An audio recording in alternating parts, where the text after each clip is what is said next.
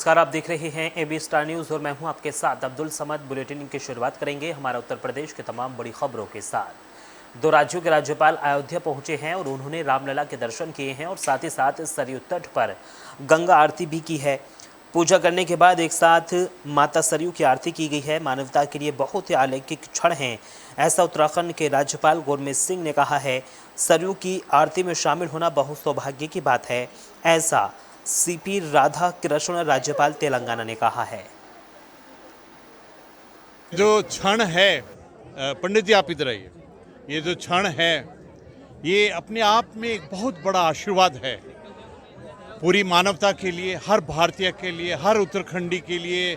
मैं कहूँगा कि इतना सौभाग्य का और गर्व का दिन है कि हमने देखा कि 500 साल के बाद में वो हुआ जो इतने समय से नहीं हुआ था। आज प्रभु ने अवसर दिया रामलला के मंदिर में जाने का। आज अवसर मिला हनुमानगढ़ी में जाकर मंगलवार के दिन में आशीर्वाद लेना। आज सरयू नदी के ऊपर में जो आरती आज देखी है, तो आज एक अलग ही तरह का उत्सव, एक पर्व, एक खुशहाली। मैं पंडित जी को कह रहा था, ये तो एक क्रांति की तरह लगती है कि किस प्रकार पूरी मानवता इकट्ठा होकर हम किस प्रकार से राम राज्य को, रामलला के स्थान को, अयोध्या नगरी को, सरयू को आज प्रणाम किया है।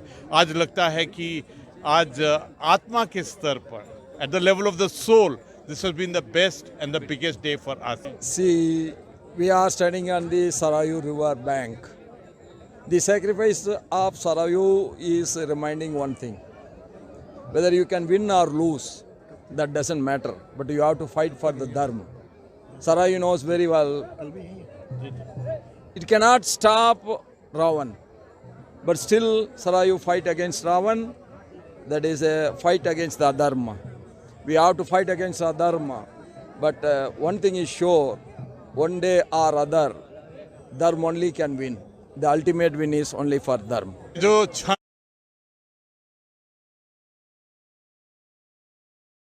खबरों में आगे बढ़ेंगे। जालौन से खबर है, जहां नदी में नहाने गए 5 दोस्त अचानक से नदी में डूब गए।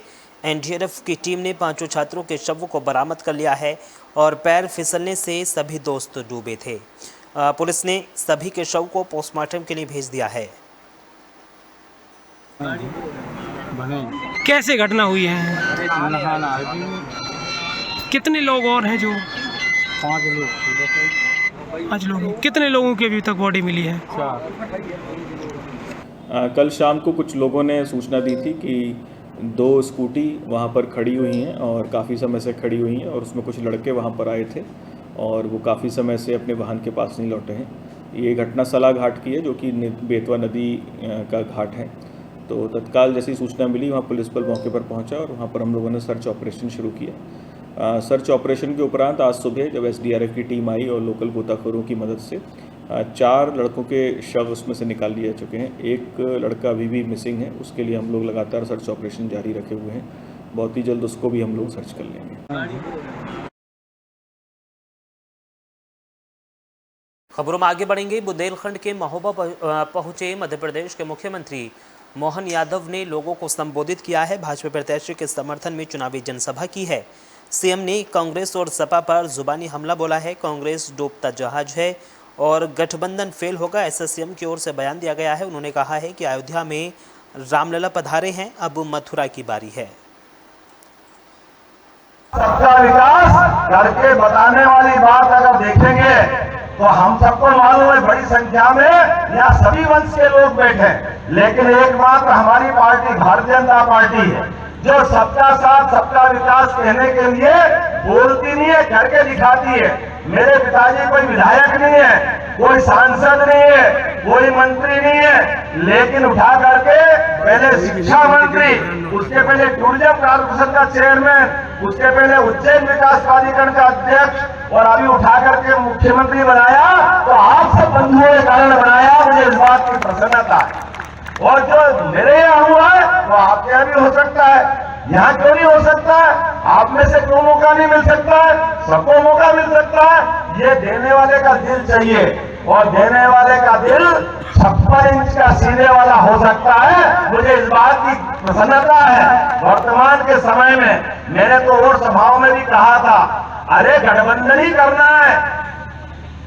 भाई साहब को जिनने यहाँ राजीनामा करके सीटें का बंटवारा कराओ, तो डूबते जहाज में क्यों बैठो भैया, वो तो वैसे ही डूबने वाले हैं जिनने पूरे देश से कांग्रेस को डुबा दिया, उससे गठबंधन करो।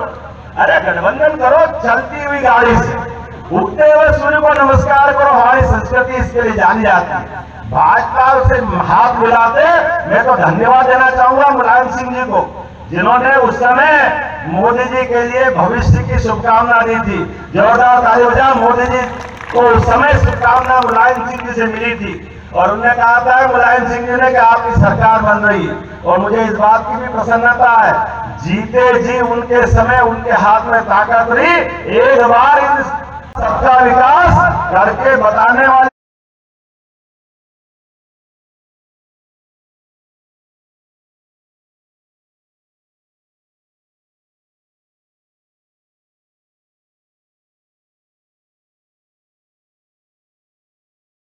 पूर्व मंत्री शिवपाल सिंह यादव ने जनसभा को संबोधित किया है और लोगों को संबोधित करते हुए शिवपाल यादव ने प्रधानमंत्री नरेंद्र मोदी पर निशाना साधा है। पीएम मोदी की एक इंजन फेल और एक ड्रिल हो गई है, ऐसा उन्होंने कहा है।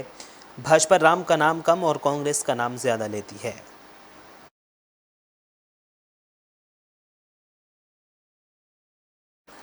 खबरों में आगे बढ़ेंगे। बस्ती से खबर है, जहां उत्तर प्रदेश के उप मुख्यमंत्री ब्रजेश पाठक ने जनसभा को संबोधित किया है। उन्होंने सपा, बसपा और कांग्रेस पर जमकर हमला बोला है। सपा सांपनाथ, बसपा नागनाथ और कांग्रेस काली नाग है।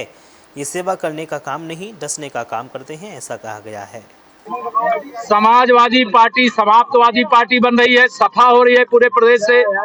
2024 के चुनाव के बाद श्री अखिलेश यादव जी और श्री राहुल गांधी एक इटली जाएंगे, एक लंदन जाएंगे। आप विश्वास रखना, भाजपा सबका साथ सबका विकास करती है। इसलिए मैं पूरे दावे से कहता हूँ 100% वोट में से 80% वोट हमारा है, 20% में बंटवारा है, बंटवारे में भी हमारा है। मैं श्री हरीश द्विवेदी जी की दिल से इसलिए प्रशंसा करता हूँ कि इनके जैसा अपने लोकसभा क्षेत्र का विकास करने वाला सांसद बड़े भाग्य से मिलता है। समाज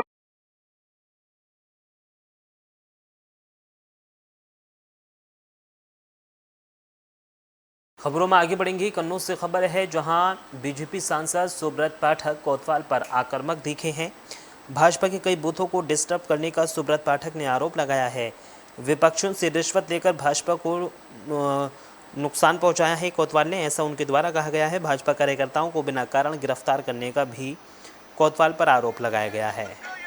कल कोतवाल का आचरण भ्रष्ट दिखाई पड़ा। हालांकि कई बार से शिकायत आ रही थी, बात बात पर ये पैसा मांगता है लोगों से, लेकिन कल जिस प्रकार का इसका जो भ्रष्ट आचरण दिखा चुनाव में भी कि इसने जानबूझ के भाजपा के बूथों को डिस्टर्ब किया, तो बात आया कि इसने कुछ लोगों से इसने पैसा लेकर मैनेज हुआ है।